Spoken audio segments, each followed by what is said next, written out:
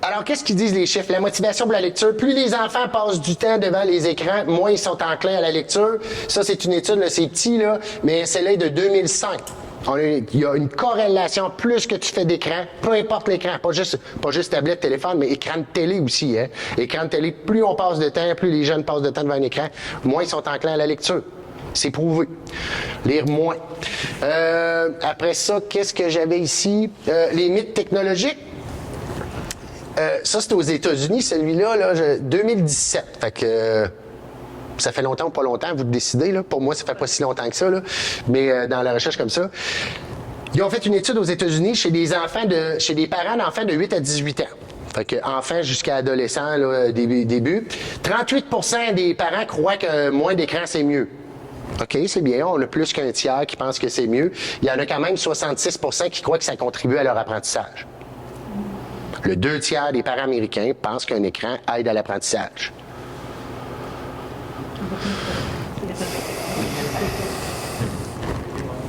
C'est comme la bouffe, là. C'est récréatif. Puis, sérieusement, écoutez Bob Bricoleur, là. Pour ceux qui ont eu des plus jeunes, là. C'est une émission d'enfants, là. Le niveau de langage est assez... c'est pas avec ça qu'on apprend les nuances, c'est... Fait que, tu sais, les dits éducatifs, les émissions dites éducatives, on est très loin de passe-partout, là. Je veux pas idéaliser une époque, mais tu sais, il y avait une époque où il y avait des pédopsychiatres qui travaillaient là-dessus, il y avait des enseignants, il y avait une recherche, de OK, qu'est-ce qu'on peut développer, c'est quoi les objectifs, là, puis c'est ce qu'on voulait développer. Patrouille, je suis pas sûr qu'il y a beaucoup de pédopsychiatres qui travaillent là-dessus. Là. À moins de dire comment on peut les accrocher pour vendre plus de figurines. Là. C'est pas l'éducation des enfants qui est ici. Puis c'est pas le ministère. Vous savez, passe-partout, c'était le ministère de l'Éducation qui finançait ça. Là. Il y avait un objectif qui était pas pécunier. Hein. 48% pensent que ça aide leur créativité. 45% leurs habiletés sociales. De dire les écrans aident aux habiletés sociales. On avait 36% qui avaient un meilleur comportement et 22% des parents pensent que ça améliore leur activité physique. C'est les doigts? Grâce. Ouais. Puis ça nous amène... Ça, c'est un mythe, là. L'histoire de la génération multitask, là. C'est n'importe quoi, là. Toutes les recherches que je fouille depuis 10 ans, il n'y a rien qui prouve multitask. Hein. D'être capable de faire plusieurs choses. Oh, oui, mais moi, je suis capable d'étudier, flatter le chat avec mon téléphone tout en écoutant une émission. Non, ça n'existe pas une génération multitask. Je vous rappelle, ils ont le même cerveau que vous. Ils ont le même cerveau qu'Homo sapiens il y a 150 000 ans. Là. Lui, il n'était pas fait pour le multitask. Moi, découper bison, prendre bouffe bison, mettre ça là, une chose à la fois. Est-ce qu'il y a des individus qui ont plus de facilité? Oui, mais c'est pas à cause des jeux vidéo. Normalement, même chez les Homo sapiens, chasseurs-cueilleurs, il y avait des individus qui étaient plus multitask. Il y en avait aussi. Là. C'est des hommes. Comment? C'est des hommes. Oui. Fait que les femmes font pas deux choses en même temps, non? Écoute, ouais, Donner la source. je suis pas sûr que je vais entrer là, OK? Je suis pas sûr que je vais aller là. Ouais, là, la seule chose que je dirais à ça, c'est que peut-être que c'est vrai, mais je dirais que c'est plus culturel parce qu'on a le même cerveau, ultimement. Là. On est géré pareil. Probablement que les femmes ont dû s'adapter à des hommes qui étaient peut-être désengagés dans leur famille. Mais ça, je lâche ça comme ça, mais bref. Écoutez-la, votre petite voix, là. Tu sais, quand vous êtes concentré, vous faites quelque chose de vraiment là, qui vous demande votre attention, quelque chose de particulier. Ça peut être au boulot, à la famille, quelque chose de vraiment particulier, puis que votre téléphone, il vous envoie une notification. Juste ce... Là, on revient sur notre tâche. C'est long avant de se remettre où on était. Nos jeunes, c'est la même chose, là. C'est la même chose. Pire parce qu'ils peut-être qu'eux ont plus de facilité à dire « Ah ouais, mais c'est quoi? Ah, OK, il vient juste de me dire qu'une paire de chaussures Jordan Air à 600$ vient de tomber en sol. Ah, ben allez voir, peut-être que vous êtes capable de focuser sur ça. Vous avez une certaine rationalité, peut-être que les jeunes n'ont pas. Fait que c'est encore pire. Il n'y a aucune, ça, ce qu'on dit, ça c'est magnifique, c'est un regroupement de développeurs d'applications pour les jeunes. Hein? Placer les couleurs, mettre les étoiles au bon endroit. Peut-être que vous avez vu ça, là, des applications pour pour petit. Hein? Alors, le président de cette association dit qu'il n'y a aucune théorie de l'apprentissage qui s'appuie sur les technologies mobiles qui ont pu être établies. Ça freine la conception efficace de nouvelles applications éducatives. Ça, c'est le président des compagnies qui développent des applications pour les enfants. Il n'y a aucune théorie pédagogique qui prouve que ça l'aide à l'apprentissage.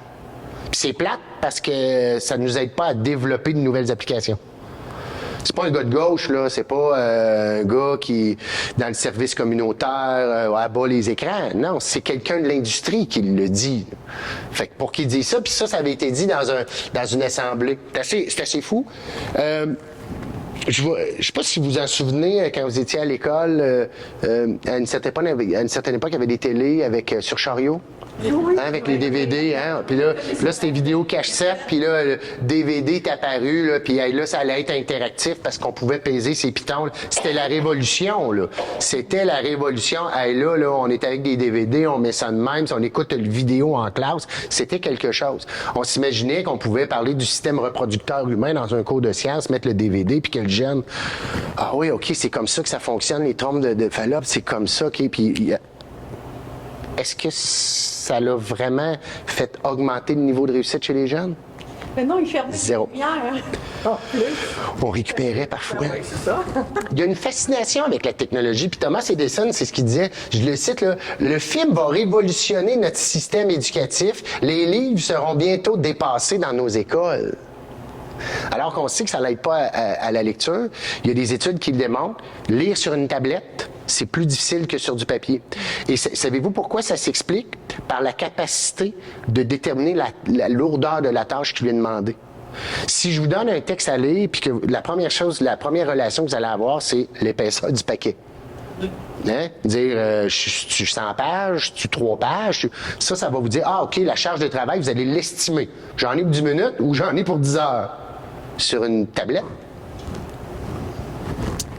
C'est quoi la première chose que vous allez voir? Vous allez voir le nombre de pages, vous allez voir combien, il y a un petit curseur pour aller voir le nombre de pages, vous allez aller voir il y a combien de pages à ce document-là. Là. Ça va être plus difficile pour le cerveau d'évaluer la tâche demandée. C'est pour ça que les jeunes ont plus de difficultés. Puis c'est fou parce qu'on met ça sur les écrans, mais on les aide pas à lire. On devrait revenir, il n'y a pas si longtemps, par exemple, les jeunes qui étaient dyslexiques, on agrandissait, par exemple, les feuilles de papier au lieu de le faire. Là, c'est sûr que l'ordinateur permet, par exemple, de faire des lecteurs techniques. Là, je ne sais pas si vous savez, là, le texte, c'est l'ordinateur qui lit pour les jeunes. Fait que le jeune, il met une paire d'écouteurs, puis c'est l'ordinateur qui lit pour lui. Là. Ça, c'est autre chose. Je fais une bémol. Il n'y a aucune étude qui démontre que les visioconférences, c'est mauvais. Donc, on en parlait avec le COVID, vous l'avez fait, vous avez probablement même fait des parties de famille comme moi. Hey, bonne année! T'sais. Il n'y a rien de mauvais là-dedans. Il n'y a aucune étude qui prouve que c'est mauvais pour les jeunes, que ce soit les enfants ou les adolescents. Toujours encore, si c'est avec des gens que vous connaissez, là, on se comprend, là. Si c'est avec un parfait étranger, là, on parle de d'autres choses. Puis c'est pas un sujet qu'on va parler de cyberprédation, de cyberintimidation, là. Mais évidemment, si on parle avec grand-mère qui est à l'autre bout du monde ou avec un cousin qui est en Australie, c'est même excellent, là. C'est même excellent de jaser avec cet individu-là. Donc, il n'y a aucune étude qui prouve que c'est mauvais. Puis, il y a même eu l'American Academic Pediatrics qui a sorti une étude qui rassurait dans ce sens-là que tout était... c'est ça qu'il n'y avait pas de cause à effet sur une quelconque dépendance ou une mauvaise gestion avec les jeunes. Ici, en janvier 2015, ça fait déjà longtemps, là, j'ai pas trouvé de trucs plus récents. Il y avait 80 000 applications juste sur l'App Store éducatives. 80 000 éducatives, là. C'est beaucoup. On parle en 2022 de 170 milliards de dollars dépensés en applications. C'est beaucoup de sous. Beaucoup de sous. Je sais pas, c'est le PIB d'un pays, ça, 170 milliards de dollars. Là, on s'entend, là. Ça, c'est en application. Là. C'est assez fabuleux. On parle de 230 milliards de téléchargements, 4,8 heures de jour en moyenne sur Android. Ça veut dire sur le téléphone. Puis juste 2019, première année du COVID, une augmentation de 30 30 ça, c'est beaucoup. Hein? C'est beaucoup. Je passe encore. Alors, si je vous donne un état de la situation, en 2019, le nombre de jeunes Américains qui ont un smartphone intelligent, ça c'était en 2019, était de 53 à 11 ans et ça montait à près de 70 à 12 ans. 70% des jeunes Américains à 12 ans ont un smartphone. 70%, puis ça, c'est 2019. Je vous l'ai dit, j'en parle beaucoup en classe. Nous, à l'école, on a un groupe d'immersion. Fait que ça veut dire qu'ils passent la moitié en anglais puis la moitié en français. Puis cette semaine, c'est un nouveau groupe. Fait que on recommence comme l'année avec un nouveau groupe dans le milieu de l'année. Puis évidemment, je parle beaucoup de ça. Fait que je leur ai demandé qui a un téléphone. J'ai 28 élèves. 28 téléphones. 100% de mes jeunes avaient un téléphone. En secondaire 2. Pas un n'avait pas. Pas un. Faut faire attention, hein, c'est anecdotique, c'est une classe, c'est moi, c'est pas... Mais sérieusement, là, puis ça, c'est des jeunes de 14 ans, là, sérieusement, même 70%, j'aurais tendance, moi, à dire que c'est encore plus élevé à cause de la pandémie. Ça a sorti en 2019. Fait que j'aurais l'impression que c'est encore plus que ça, là. Fait que, tu sais, c'est anecdotique, faut faire attention avec ça. En Angleterre, 75% des jeunes ont un compte sur les réseaux sociaux. Hein? Donc, c'est un jeune de 10 à 12 ans qui n'a même pas l'âge. Hein? Je vous rappelle que c'est 13 ans et plus, là. 70%. Ça, c'est en 2019 encore. Si je ne me trompe pas, dans 2016. Ça fait longtemps, là. C'est encore plus aujourd'hui. Là, la question que je pose aux jeunes, c'est pas avez-vous un compte de médias sociaux? Ce que je demande, c'est combien de comptes de médias sociaux vous avez? C'est là qu'on est, là. Parce qu'ils sont sur Snapchat, ils sont sur Discord, ils ont un compte Facebook pour mes grands-parents, mais évidemment, ils ont TikTok, ils sont sur 4-5 applications différentes. Puis même des jeunes me disent « Ah, moi, Instagram, j'avais ça, mais là, j'ai plus le temps de m'en occuper. » Puis ils me nomment les autres, ils étaient rendus à 7 applications à nourrir, là. 7 applications à mettre des photos, à interagir, à répondre. C'est hallucinant, là, le temps investi là-dedans. C'est comme... C'est vrai que j'ai Facebook, j'ai de la misère à suivre, là. Hein, parce que là, ping-pong, ping-pong, tu sais, puis là, 7 applications, c'est assez intense. Ça, tellement une belle étude. Je vous ai mis ça, là, les 3-4 ans, la moyenne pour les 3-4 ans au Canada. Celui-là, là, je ne vais pas me tromper, en 2016, c'est en moyenne 2 heures par jour. Là, on parle de 3-4 ans, là. 3-4 ans, ça marche, là, mais tu sais, ça se fait pas à déjeuner, là. Je fais des toasts, là, mais encore. C'est jeune, 2 heures par jour. Puis je vous rappelle qu'ils dorment plus longtemps. Ils font des siestes l'après-midi à cet âge-là, là. Parce qu'ils en font pas une dans midi, là. Hein? Après ça, les 8-12 ans, juste au Québec, celle-là, cette étude-là est extraordinaire en 2019, encore le CIUS du centre-sud de Montréal, extraordinaire, là. Les 8-12 ans, on est à 4h45 et les 13, je vous l'ai dit tantôt. Cette statistique-là de 7h22, c'est 50% du temps d'éveil des jeunes Québécois. La moitié du temps d'éveil, ils le passent devant un écran. C'est hallucinant, considérant que apprendre à jouer du piano, là, c'est 1500 heures.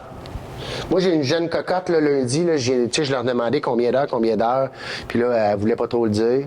Elle dit, ben moi, ma moyenne, je leur ai dit, vous l'avez, votre cellulaire, vous avez pas le droit, mais vous l'avez, je le sais que vous l'avez. Là, ils ont toute peur, ils veulent pas le sortir. Ils le cachent, vous comprenez que je fais pas, il n'y a pas un détecteur à téléphone. Mais elle était à 6 heures de moyenne. Elle était pas à 7 heures, mais elle était à 6 heures. Puis là, on a divisé 1500 heures divisé par 6. C'était 200 jours. Si pendant 200 jours, elle prenait tout le temps investi sur son téléphone, juste son téléphone, je parle pas de la tablette ou l'écran, elle deviendrait une excellente... 1500 heures, là, c'est devenir un excellent pianiste. Là. C'est quelque chose. Là. Puis ça va être ça que je vais marteler beaucoup. C'est pas tant l'écran comme tel. Tu sais, souvent, on va parler de l'écran bleu, on va parler des douleurs, tout ça. Oui, tout ça existe, mais c'est surtout le coût d'option. Puis on va en venir tantôt, c'est le temps investi là-dedans. C'est pas un temps que tu fais d'autre chose. C'est là le coût. Il est là le réel coût. 1 heure sa tablette, c'est pas 1 heure qu'on apprend à résoudre un conflit. C'est pas 1 heure où on apprend à patiner. C'est pas 1 heure où on apprend à se relever parce qu'on est tombé en vélo, là. Hein? C'est 1 heure qui passe, mais qui passe où? Bah, qui passe dans le plaisir, dans la dopamine. La source de l'anxiété, c'est quoi? C'est la nouveauté. C'est bon l'anxiété, là, on s'entend, là, c'est parfait. C'était important quand on était mammouth, là, de voir, tu sais, on attaquait un mammouth, c'était important d'être stressé de voir le mammouth puis d'être anxieux. Quand on dormait dans notre caverne, là, puis on avait peur qu'un tigre qui débarque, c'était important d'avoir un sommeil léger, là. C'est pas mauvais du stress ou de l'anxiété, parce que l'anxiété, c'est sur le long terme, hein. Mais il y a plusieurs sources à l'anxiété, mais une de ces sources-là, c'est d'avoir de la difficulté à prédire l'avenir. Hein? Les jeunes sont souvent dans le futur. Hein? Qu'est-ce qui va se passer si je dis ça? Mais c'est aussi des situations nouvelles. Mais si on passe 12 heures par jour sur un téléphone, la quantité de situations nouvelles devient de plus en plus importante. Vous comprenez? Parce que c'est des expériences qui prennent pas. Et c'est des expériences qui prennent pas 12, 13, 14, 15, 16, 17, 18 ans, tu vas y prendre où, ces expériences-là? C'est pas à 30 ans qu'il faut que tu goûtes ta première tarte aux fraises, là. Faut que tu y goûtes avant pour savoir j'aime-tu ça les fraises ou j'aime pas ça. Fait que c'est le coût d'option, c'est intense, ça. Puis il reste quoi? Puis c'est pas transférable. Puis souvent, ça n'est un autre mythe. On pense, ouais, mais ce qu'ils apprennent là-dedans, moi, ce que j'entendais, c'était tout ce qui était logico-mathématique et spatial. Ah, ben mon jeune, moi, il joue, il y a une orientation spatiale, là, tu sais, plus développée que la moyenne. C'est faux. Si t'es bon à Mario Bros, la seule chose que ça va faire, que ça va de positif pour toi, c'est que tu vas être meilleur à Mario Bros. Point. Ça se transfère pas. T'es pas bon. Si t'es pas bon, tu vas rester pas bon. T'sais? Non, mais peut-être nous autres, on pogne pas ça. Moi, je suis pas capable de jouer à ces jeux-là. Puis eux autres, ils pognent ça, ils ont 3 ou 4 ans, puis bon, pourquoi? C'est la même chose, le cerveau. C'est la même chose qu'un enfant de 3 ans pour apprendre l'espagnol comme ça. Okay. Rendu à notre âge, on a plus de difficultés. Okay. C'est sûr que le cerveau est plus plastique. Oui, il est plus plastique. C'est plus facile. Juste apprendre à marcher, on l'a oublié, là. Mais si vous vous souvenez, si vous avez des petits-enfants, là, apprendre à marcher, c'est de l'ouvrage, là. On s'en souvient plus, on y pense plus, là. Mais quelqu'un, un adulte, qui a un accident, il faut qu'il réapprenne à marcher. C'est toute une traversée du désert, là. Parce que notre cerveau est plus aussi plastique. Mais ça, ces apprentissages-là, il y a des heures pour pouvoir le faire. L'état de la situation, la somme des heures d'écran des 18-18 ans équivaut à 4 ans et 3 mois d'éveil pendant leur adolescence. Au primaire et au secondaire, les jeunes, c'est 24 000. Ils passent 2,6 fois plus de temps devant un écran en moyenne qu'à l'école. Ils passent 2,5 fois plus de temps devant leur écran qu'à l'école. Puis moi, sérieusement, j'enseigne, puis des fois, c'est un peu fou. Je suis rendu que je montre des vidéos, je parlais des vidéos de fail ou des vidéos de chats, là. Sérieusement, je suis rendu où il faut que je parte mes cours avec ça. Il y a des groupes, là, mais tu sais, parce que j'ai de la facilité quand même avec les groupes plus difficiles, les troubles de comportement, les groupes avec aide et tout ça. Je commence mon cours avec ça. Des gars qui tombent en skate puis qui se font mal. Pourquoi je fais ça? Je pensais jamais être obligé de faire ça. Puis là, on dit, ouais, mais c'est quoi ton intention pédagogique? Sérieux? Je veux les mettre à on. Parce que si on passait toute la pause du midi à regarder ça, puis moi, j'arrive, hey, aujourd'hui, on parle de Révolution française! Le cerveau, lui, il est à on, puis encore.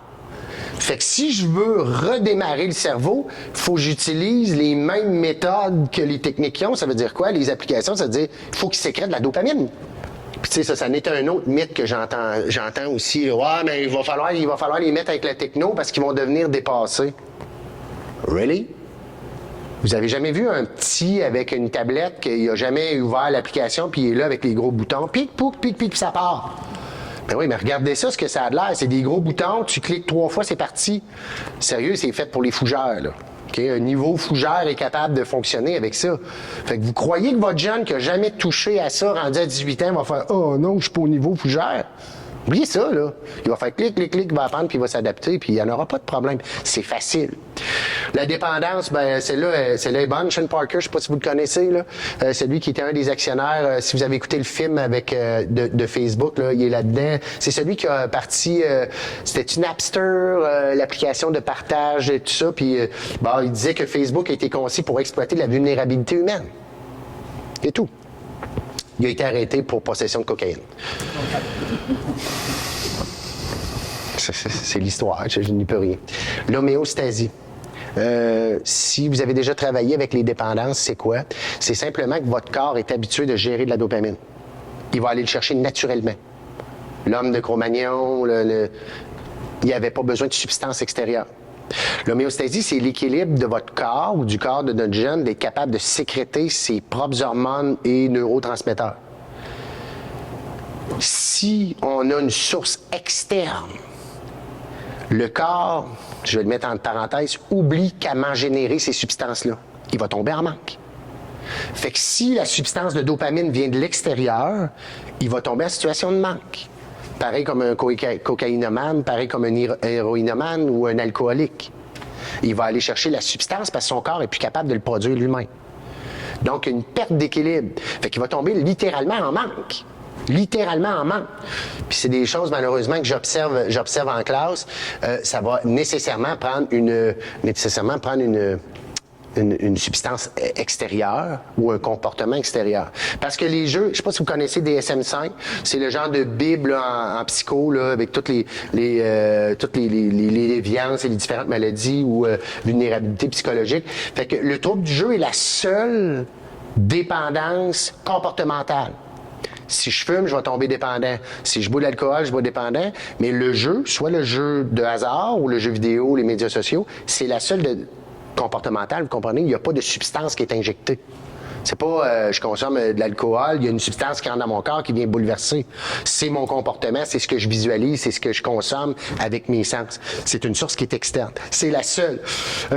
La nomophobie, je sais pas si vous connaissez la nomophobie. Ça, si vous emmenez vos jeunes dans des camps dans le Nord, c'est souvent ça. La peur de manquer quelque chose. Hein? No mobile phone, j'ai pas mon application mobile. Il y a un voyage, un jeune, j'avais fait avec lui.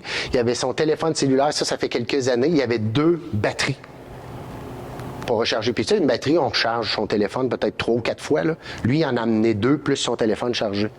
Parce qu'il me disait qu'il n'avait déjà manqué, puis plus jamais il va manquer. Il traînait 2 batteries.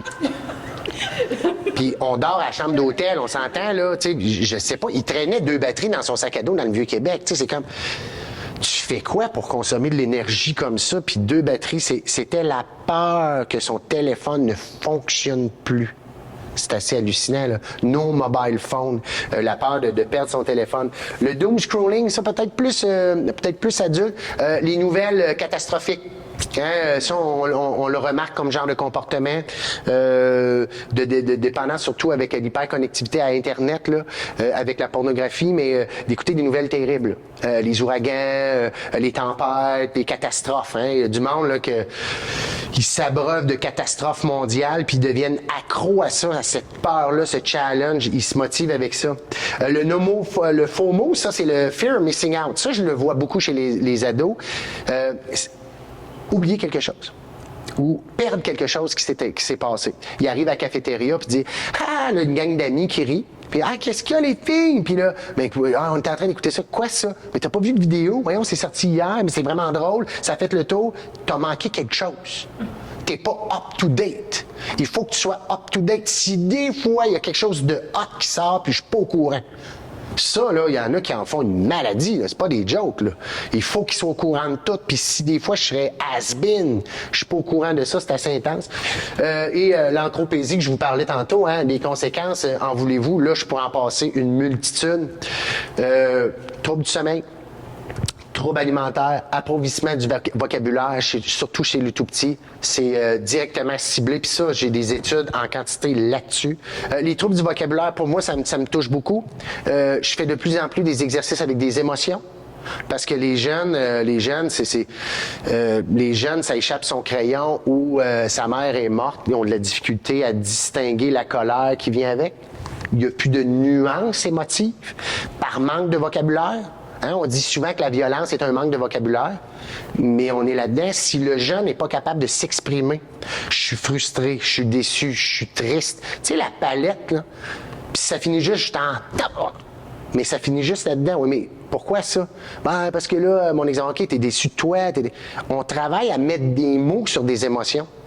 Puis ça, ben, c'est tout un travail, mais c'est sûr que c'est pas avec Bob Bricoleur qu'on va apprendre ça, là.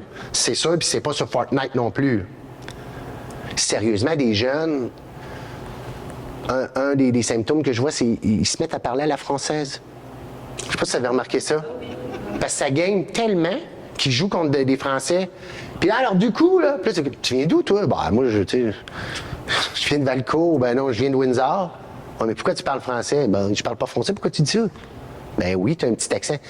Mais si tu passes 8 heures à jouer à un jeu vidéo en ligne, tu parles plus avec quelqu'un de France qu'à tes vrais amis, tu comprends?